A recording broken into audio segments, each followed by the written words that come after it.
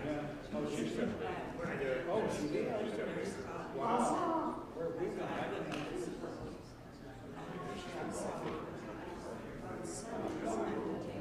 Well, good morning. Well, good to see you. Yes, sir. It's always a pleasure. You look healthy. Well, that's not so bad. Yeah. El Gordo. You got nothing to do with setting eating. Yeah, that's it. Nothing to do with set. Well, I can And run. And then run some more around it. Then run some more. I need to work there.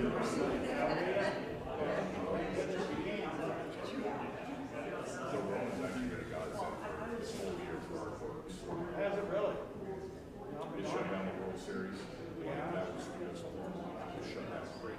That was since back in 2000. Now they're leaving on Thanksgiving and be back to middle of January, which is perfect. Right now we're having a problem with parking and students walking around all over the place because it's dumb. Yeah. So I hate this. Well, hey, you know, you're not, I mean, there's been a lot of good. Sad thing is, I think I'm the first one that got it there, and I took out all my forms. Sure. So now I got to try to run this job. I got one down on Farmers Street. Oh, wait a minute, those guys got scared of that. Yeah, there's no one on it. I had 11 man on the screen, and then I had Sure. guys over the Federal Reserve, and they just walked into me. They can't do it. Yeah, it was that chaotic. Sure. Literally. Sounds like Omaha is really cool. Where your little Geiger counter is. I know. Now you're safe. And if I'm not there, I'm ready to go. They'll be financially You got her squared away. What's that? You got her all squared away. The only thing I can hope for is if somebody's great falls on the impression. Shit, I don't care. I'm going to go with you. Whatever. Guys, Make it quick.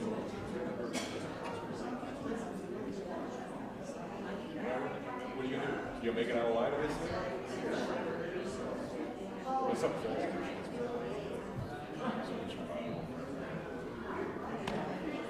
Sit on the beach and sit down.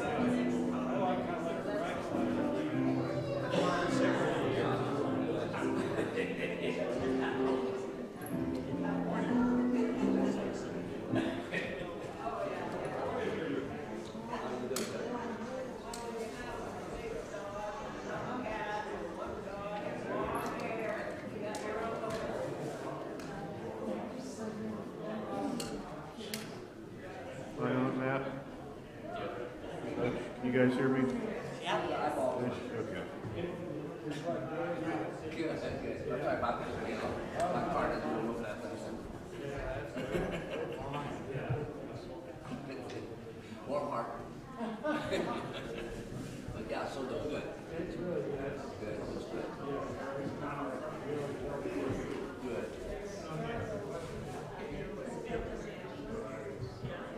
Oh. Well, good morning. Good morning. Good to see all your bright and shining faces out here. Yeah. Oh, good morning, Kris. Good morning. Good to see you, Neva.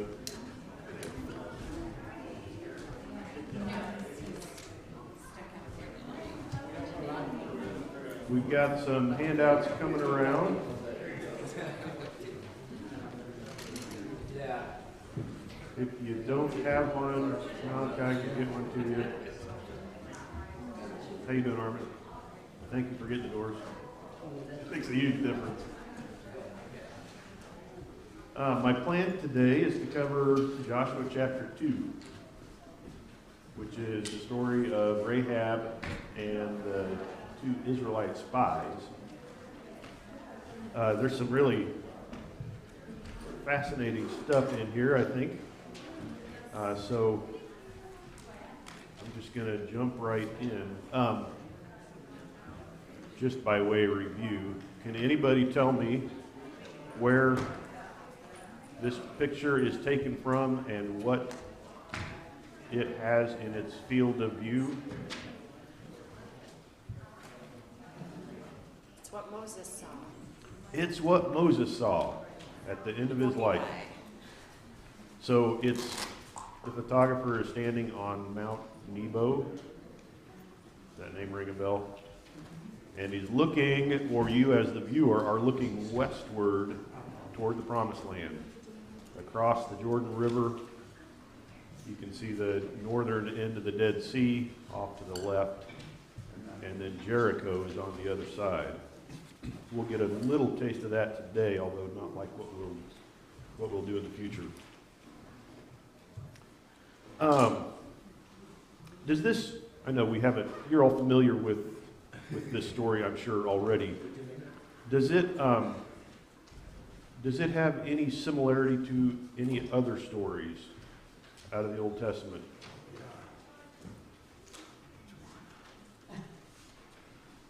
Joshua sends a couple spies over to check out Jericho. Wasn't it Samuel? I'm not thinking Samuel. Moses sent out spies. Moses sent out spies, 12 of them. One of whom was Joshua himself. Yes. Yes. That was Yeah. a trick question. It was kind of a trick question, yeah. Yeah. There are some similarities and there are some pretty big differences too. A question to keep in the back of your mind as we go through this chapter is, what's the purpose? Joshua tells these guys, go check out the land, and especially Jericho, but he doesn't tell them what kind of information are you supposed to bring back? Are they looking for a tactical advantage? Are they looking for, pre-planning a route? I mean, yeah, what's the purpose of this? It will become clear, I think, as we go through it. But keep that in the back of your mind. So Joshua chapter 2. Let me read with you the first 7 verses here, which is quite a bit of material, but I may not get through the whole 7 before I stop. Then Joshua the son of Nun sent 2 men as spies secretly from Shittim, saying, go and view the land, especially Jericho. So they went and came into the house of a harlot whose name was Rahab, and lodged there. Yeah, I'm not going to get through all 7 at once. You have a map on your handout that looks something like this. And it shows you Shittim, or in other places it's referred to as Abel Shittim. There's a couple of sites that are possible locations of this. Tel Kefrain and Tel El Hammam, where they're actually doing a bunch of, they've been digging there for a decade or more. Anyway, it's in that location, in that area, and you can see Jericho all the way across on the other side of the Jordan Valley, and the distance there is about 12 miles or so, to give you some idea of how far these guys have to hoof it. I assume they weren't riding a camel or anything, so people walked a lot further back in that day than what we do. And did you notice how he sent them? Secretly. Yeah. How'd that work out? And these guys seem to have had almost zero ability to be secret. I don't know why, but I mean, they don't hardly get into town, and the secret is out. Rahab seems to have recognized him immediately as well. Did you also notice that neither of them is named? And that's true throughout the whole chapter. I mean, they're never named anywhere. Who does get named? Rahab. A Canaanite woman. That's, you may have glossed over that, but that is screaming at you. The central character in this chapter is this new name, Rahab, and she's mentioned by name multiple times. We never hear the names of either of these two spies. They say some things, but it's not that the narrator didn't know their names, but he didn't want to distract you by giving you their names, because they're not the main players in this chapter. Okay. And they stopped at the house of Rahab, a prostitute or a harlot. They stayed there. Speculation, it may have been kind of a, what word would we use, like a tavern, a pub, a gathering place, not just a single dwelling house, but it may have been something a little larger. It makes sense that that's what would have attracted them, a place to find information, kind of mingle with people, depending on what kind of info they were after. We will discover toward the middle of the chapter, verse 15, that her house was on the city wall. We'll come back to that. Just something to note here. So verse 2, it was told the king of Jericho, saying, "Behold, men from the sons of Israel have come here tonight to search out the land." And the king of Jericho sent word to Rahab, saying, "Bring out the men who have come to you, who have entered your house, for they have come to search out all the land." But the woman had taken the two men and hidden them, and she said, "Yes, the men came here to me, but I did not know where they were from. And it came about when it was time to shut the gate at dark that the men went out. I did not know where the men went. Pursue them quickly, for you will overtake them." But she had brought them up to the roof and hidden them in the stalks of flax which she had laid in order on the roof. So the men pursued them on the road to the Jordan, to the fords, and as soon as those who were pursuing them had gone out, they shut the gate, which would be the gate of the city. Your map is kind of small on your handout, but this actually shows 5 different fords in this area that were fords during the late 1800s, when people still crossed back and forth. Now the Jordan River down here moves a lot, kind of like what the Missouri used to do before it got channelized. You can still see some of the old Oxbow lakes and that kind of, Carter Lake is an example. Used to be where the Missouri flowed, and now it's been isolated because the channel changed. It's a little smaller than that, than the Missouri. More like my dad grew up in the Nishnabotna, about that size. It's deeper than the Platte? deeper than the Platte, but not as wide as the Platte. Maybe the Elkhorn's kind of flat down here too. Yeah, I'll throw you a couple pictures eventually. But so these guys assumed that they were headed back, based on Rahab's word, back toward home, toward the Israelite tribes. And so they chased them in that direction toward the east. Show you a couple things here. There's been a lot of excavation work at ancient Jericho.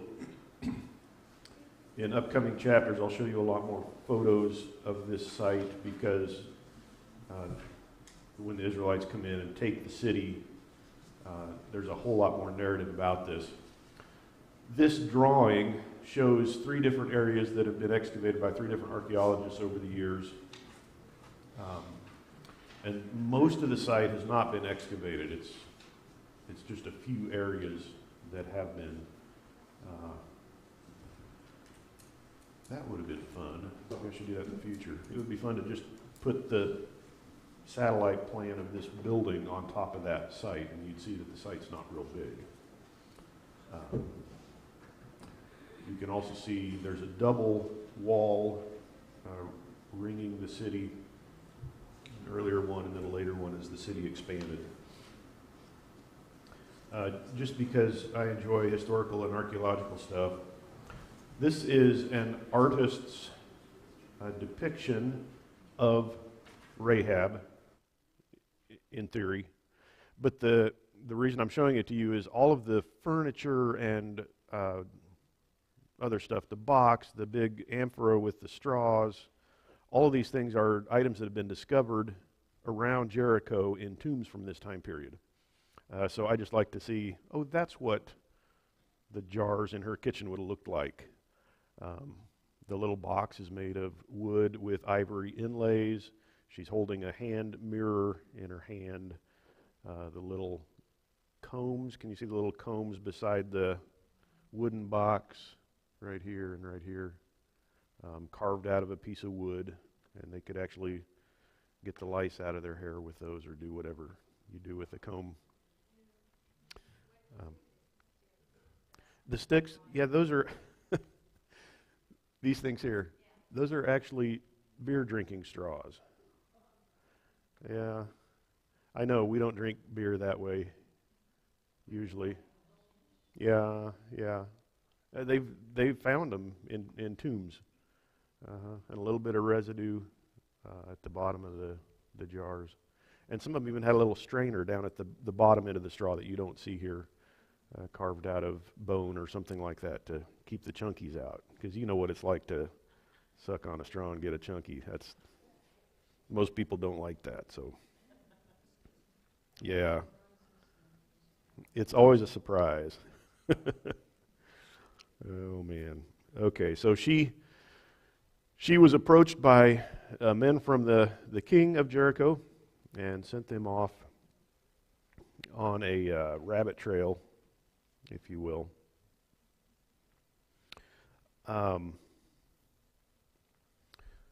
Let's see, I don't think I have, no I don't. Flax, it's a funny looking little plant with bitty flowers on it. They would cut it, well, often they would uproot it, lay it out and kind of let it, they call it retting. It's almost like letting it rot a little bit so that the extra, the non-fibrous stuff sort of disintegrates so that you're left with the fibers, a little bit like, yes, linen is made from flax. So this was probably, the piles of linen she had were probably intended to become cloth. And as you know, linen is a very nice material. It stays relatively clean, and it's difficult to dye, unlike wool. But so she had piles of this up there on her roof. That's what she hid these spies underneath.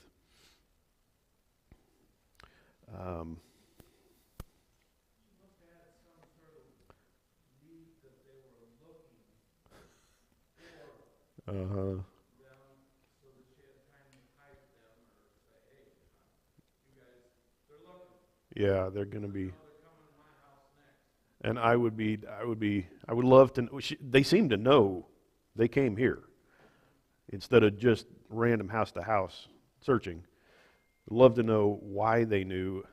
I'm sure there were language differences. If nothing else, just a strong accent. And you know, when you meet somebody that's got a strong accent, you're like, was it you or your parents that came over from Ireland? That's quite the accent there. And these guys, I'm sure, would have, maybe dress. I don't know. It's hard to say. How many people do you think were living in Jericho?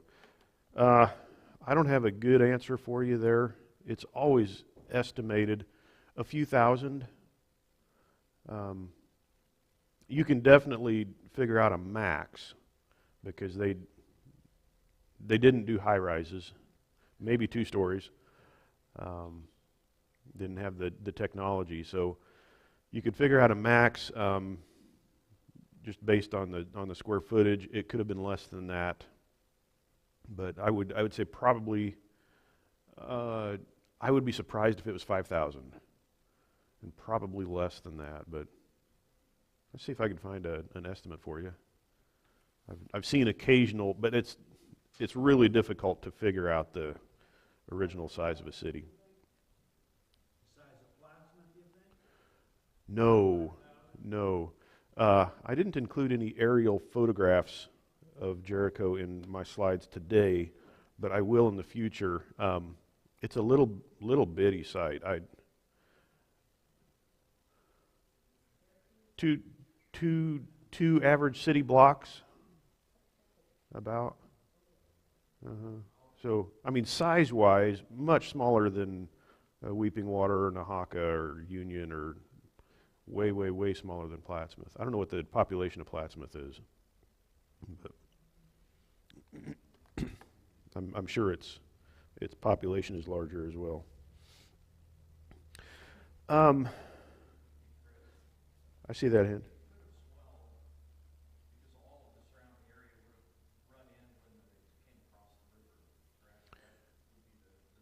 Yeah, people coming in from smaller little villages or whatever. Yeah, that could be the case. It wouldn't surprise me. That's a great point.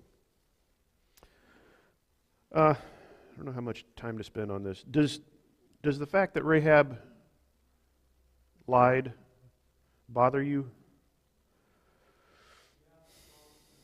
Always been a question? I could spend a whole lesson just on that, and I don't want to. Obviously, the text does not condemn her for that. It also doesn't explicitly condone it. It's kind of an ethical question, and Christian ethicists talk about this stuff ad nauseum. We could point to some other examples. The 2 midwives, Hebrew midwives, down in Egypt, Shiphrah and Puah, did something kind of similar. A lot of ethicists will tell you in a situation like this, you have to go with the greater good. She has a responsibility to tell the truth. She has a responsibility to save a life. And those are in conflict with each other. Therefore, she has the moral obligation to save the life. There are other people that would just argue, hey, she should have told the truth anyway, and God would figure out another way for her. That's another position on this.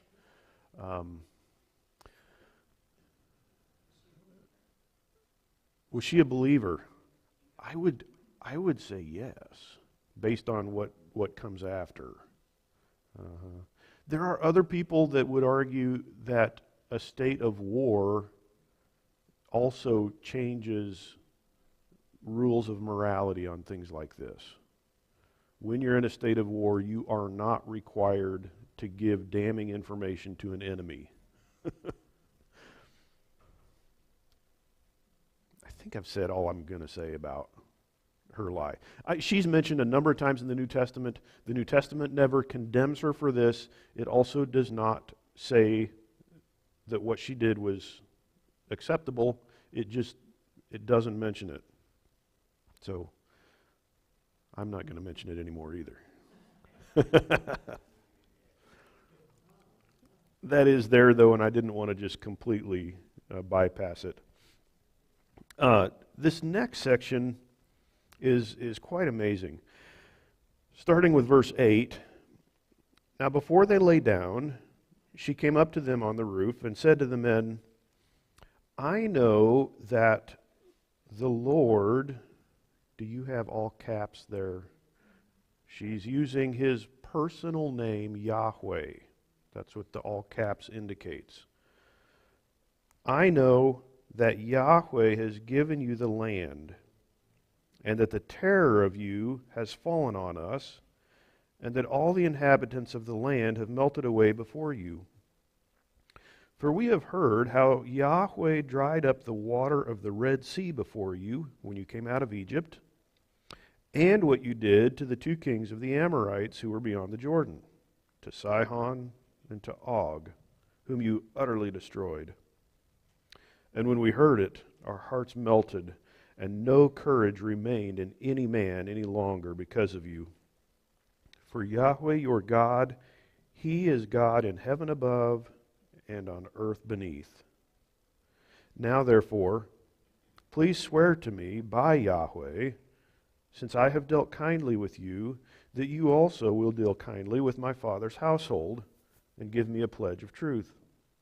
And spare my father and my mother and my brothers and my sisters, with all who belong to them, and deliver our lives from death.' So the men said to her, 'Our life for yours, if you do not tell this business of ours. And it shall come about, when Yahweh gives us the land, we will deal kindly and faithfully with you.'" Okay, this is the heart of the story right here. This prostitute living in Jericho, a Canaanite woman, expresses faith that surpasses that of some of the Israelites. In fact,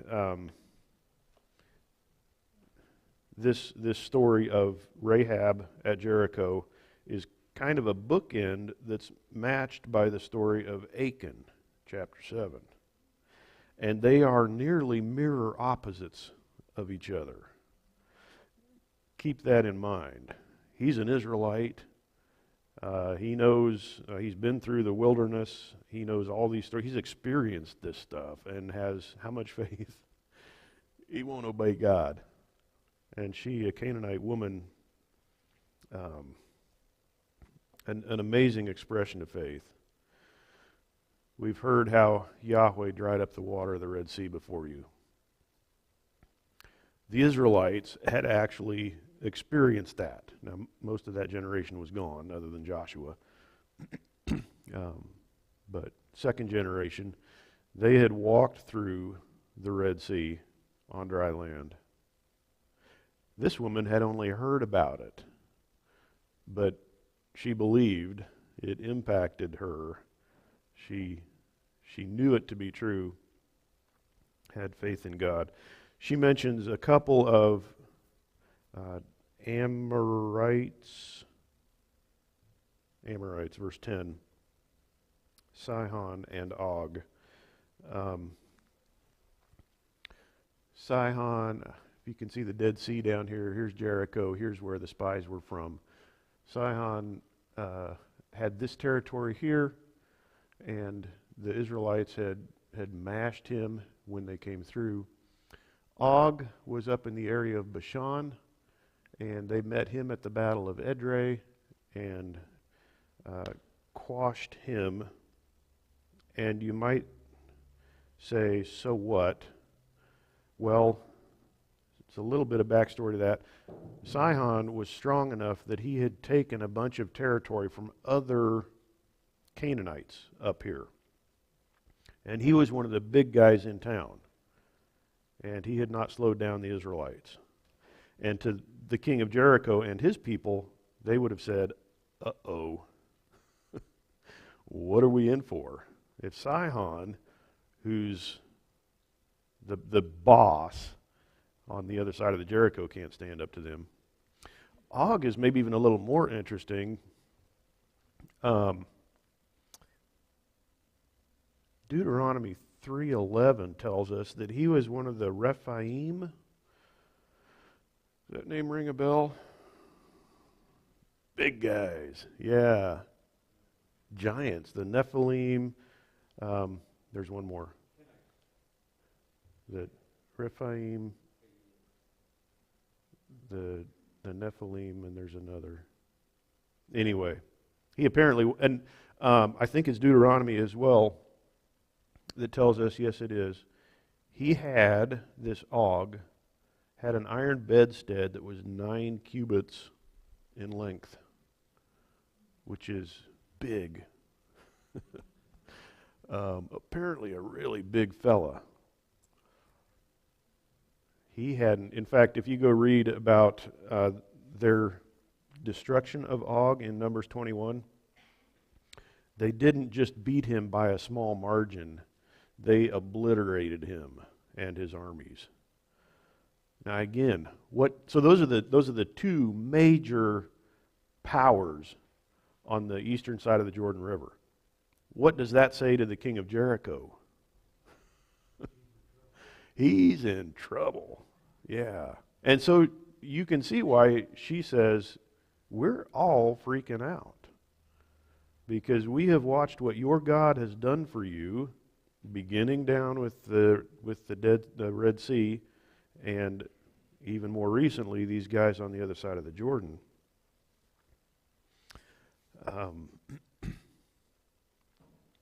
We have heard about it, she says in verse 11. Of course, the Israelites had lived it, right? But she has just heard about it, and she believes. I don't know where she gets this stuff. Yahweh is God in heaven above and on earth below. That's quite the statement. That's reminiscent of some other pagans. It reminds me of Nebuchadnezzar and Daniel. And there's other places too that are similar to that. He's the God of everything. He's not just a local, he's God on the Jericho oasis. They had lots of pagan gods like that.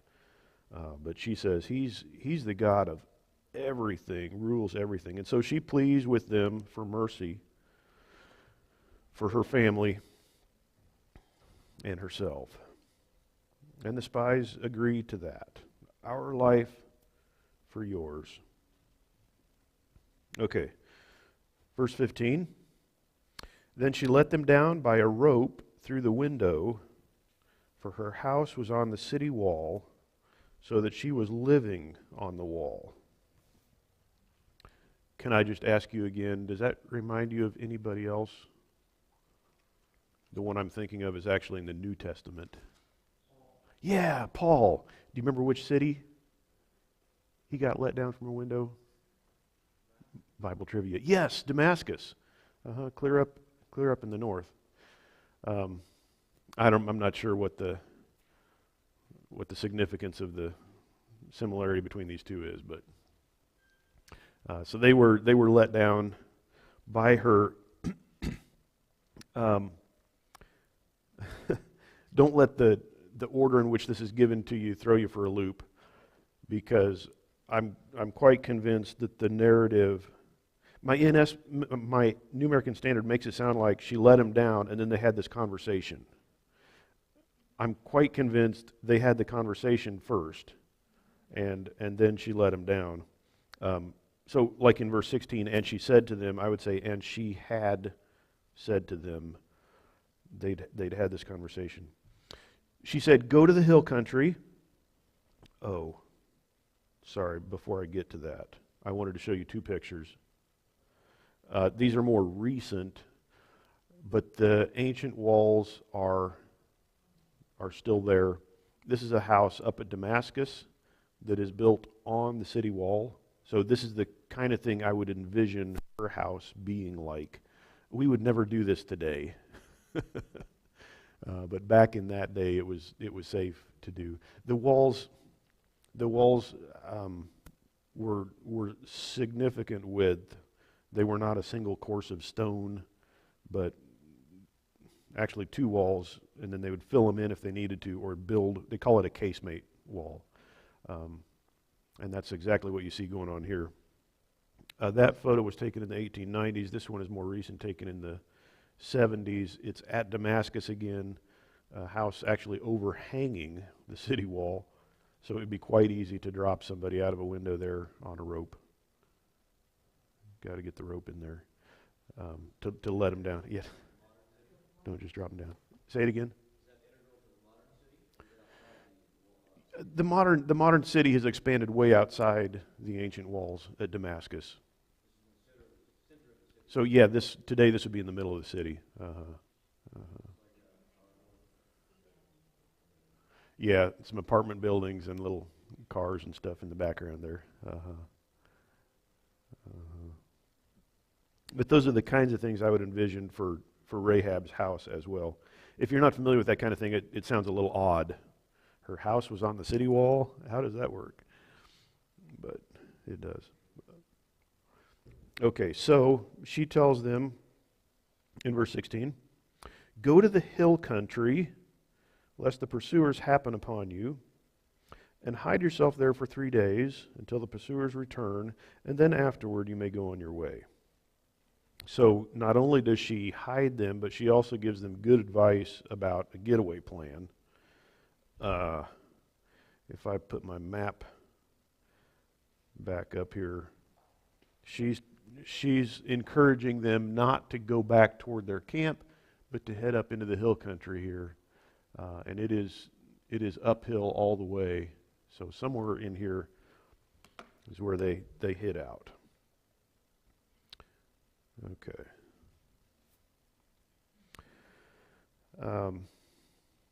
The men said to her, "We will be free from this oath to you, which you have made us swear, unless, when we come into the land, you tie this cord of scarlet thread through the window through which you let us down, and gather to yourself into the house of your father and your mother and your brothers and all your father's household. And it shall come about that anyone who goes out of the doors of your house into the street, his blood will be on his own head, and we will be free. But anyone who is with you in the house, his blood will be on our head, if a hand is laid on him. But if you tell this business of ours, then we will be free from the oath which you have made with us, that you have made us swear." And she said, "According to the words, your words, so be it." So she sent them away, and they departed, and she tied the scarlet cord in the window. So these guys made some pretty specific stipulations on this agreement, or this covenant, if you will. Have to identify the house. That seems pretty obviously to be the purpose of that red cord. So we know which house is yours, and everybody in our nation that comes up here, everybody in our army will know this one is you. I assume these spies don't know at this point everything's going to crumble except that house. They're not aware of how they're going to take Jericho yet, but they want that house identified so everybody knows which one it is. And then it's only this house that the promise applies to. So if you want to save your family, get them in the house. If they're out wandering around the street, all bets are off. So it's specifically this place. And then, of course, don't tell anybody that we've been here. Keep the secret. And she agreed to that, and off they went. They departed and came to the hill country and remained there for 3 days. By the way, this is common especially in the Old Testament. I would take the 3 days as representing parts of 3 days. Like they went up on a Thursday afternoon, they stayed up Friday, they woke up Saturday morning and headed back across. So at least a full day and parts of days on either side. Of course, travel time would have accounted for some of that too. Verse 22, now the pursuers had sought them all along the road, presumably to the ford, but had not found them. And then the two men returned and came down from the hill country and crossed over and came to Joshua the son of Nun. This aerial photograph shows you the Jordan River around the place where these guys crossed. Off in the distance, it's looking south. Off in the distance, that hazy light-colored area is the northern end of the Dead Sea, and you can see how this river kind of twists and meanders in there. Here's another photo looking the other direction from the south toward the north. But it's dry desert except right along the river where stuff grows because it can get water. But there's very little rain down there. Yeah, a lot of earthquake stuff. Yes, for sure. This is another old photograph. It actually comes off an old postcard of guys fording the Jordan River. And the reason I don't have a modern photograph, is twofold. One is that very little water makes it this far down today. Most of it is sucked off for irrigation to other places, so it's almost dry. And the other reason is it's an international border today between Israel and Jordan, and so people don't just ford back and forth across it. If you're going to cross the Jordan River down here, you use a bridge, probably the Allenby Bridge, and you go through customs on both sides. And but this is an old picture of guys actually walking across one of the fords of the Jordan River down in this area. And so this is how I would picture the Spies crossing back as well. A ford is just a place where it's broader and shallower and hopefully has a bit of a rocky bottom, so you're not slogging through mud. And that's essentially what we've got here. They crossed over in verse 23 and came to Joshua the son of Nun and related to him all that had happened to them. And they said to Joshua, "Surely the Lord has given all the land into our hands, and all the inhabitants of the land, moreover, have melted away before us."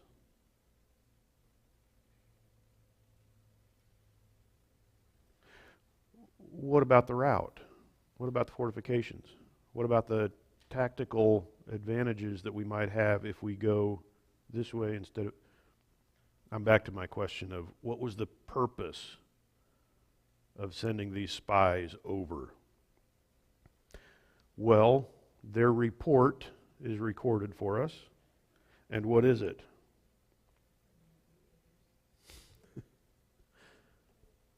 God's given this to us. They don't say there's no record of anything about, okay, the route we need to take, the way to conquer this. There's a weakness in the wall that we discovered. There's only 3,000 of these guys. There's nothing like that in here. And in fact, we didn't pick up on any of that in the narrative either, that they were looking for that kind of thing. We don't really know what they were looking for, but we know what they got, right? We had an extended section there, this testimony by a Canaanite woman. God has given you this land.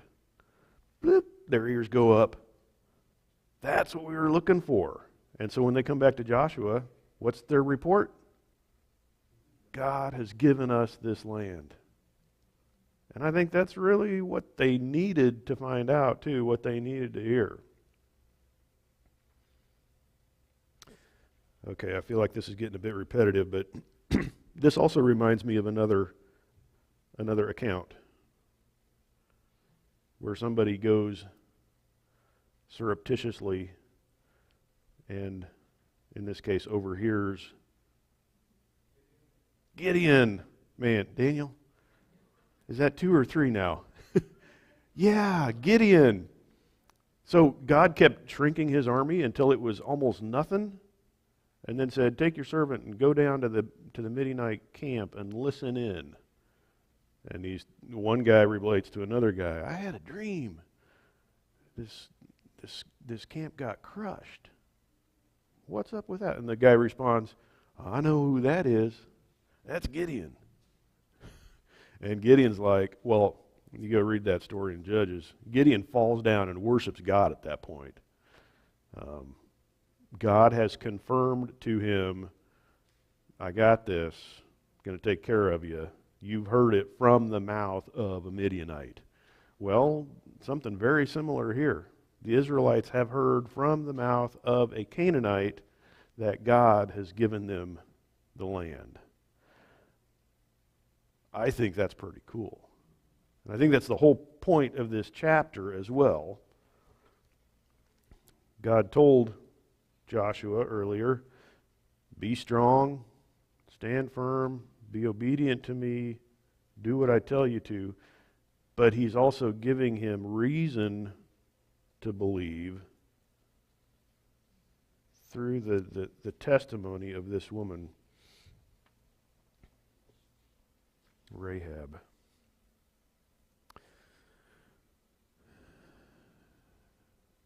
A couple of interesting points here. The conquest narrative begins with an exception.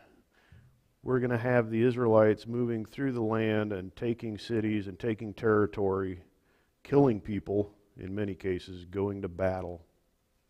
And yet the very first event that we run across in the conquest is an exception to that. Obviously, this is with God's approval. This woman has faith.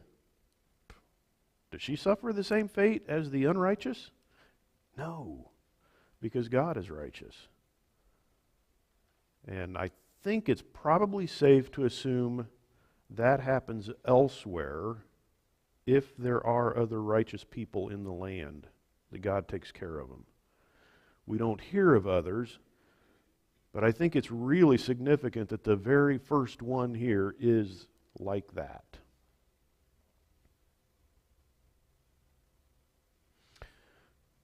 Second point, the faith of a Canaanite woman who'd heard only reports of God's work is remarkable.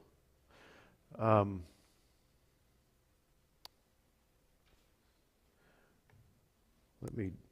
me read those two verses there. I just gave you the references.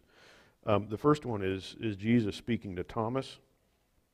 You remember Thomas said, "I'm not going to believe unless I put my hands in the marks on his see his hands, put my hand in the spear cut in his side." Jesus said to Thomas after he had revealed himself to him, "Because you have seen me, you have believed. Blessed are they who do not see and yet believe." And that would be us, right? We've never met Jesus.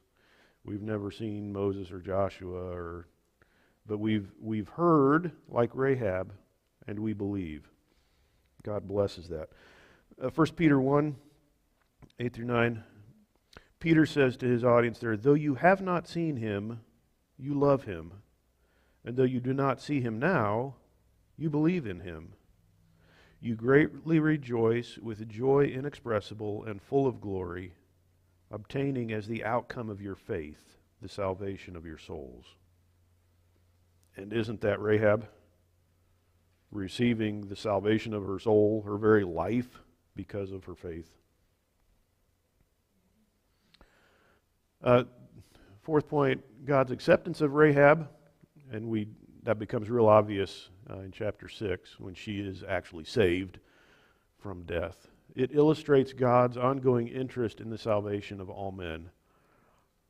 It's easy to focus on God's work with the Israelites specifically because he does treat them as a special people. And yet we have continually examples like this of non-Israelites that God is interested in saving.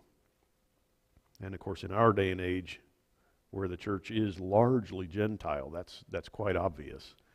But even back here, stories like this make that clear. And last but not least, God has provided confirmation of the conquest plan. I think that's the gist of the entire chapter. He's giving additional confirmation of what he has told Joshua and the Israelites. He will go before them and do the work of the conquest.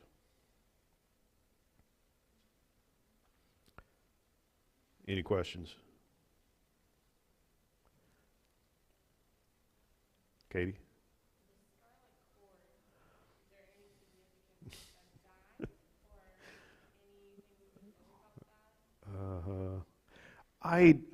There's a lot of speculation out there on what the meaning of that might be.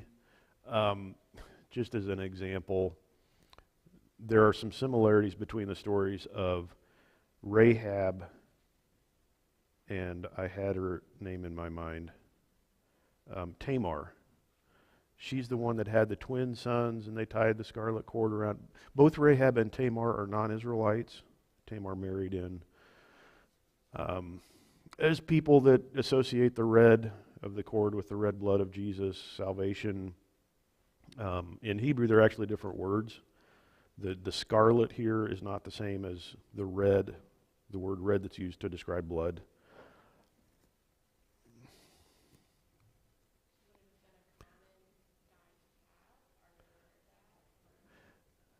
I couldn't tell you. Probably the two most common ways to dye a cord that color would be either madder root or the little mollusks.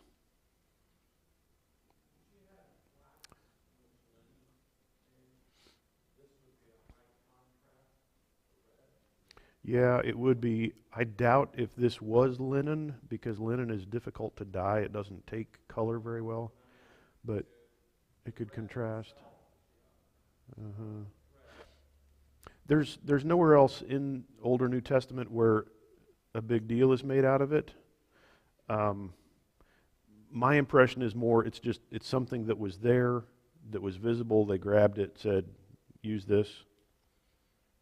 But I could be missing something too. So I won't poke fun at you if you want to suggest it was something. Yeah. Or not like a giant sash hanging out the window or something. A big banner. Welcome, Israel. Oh my goodness.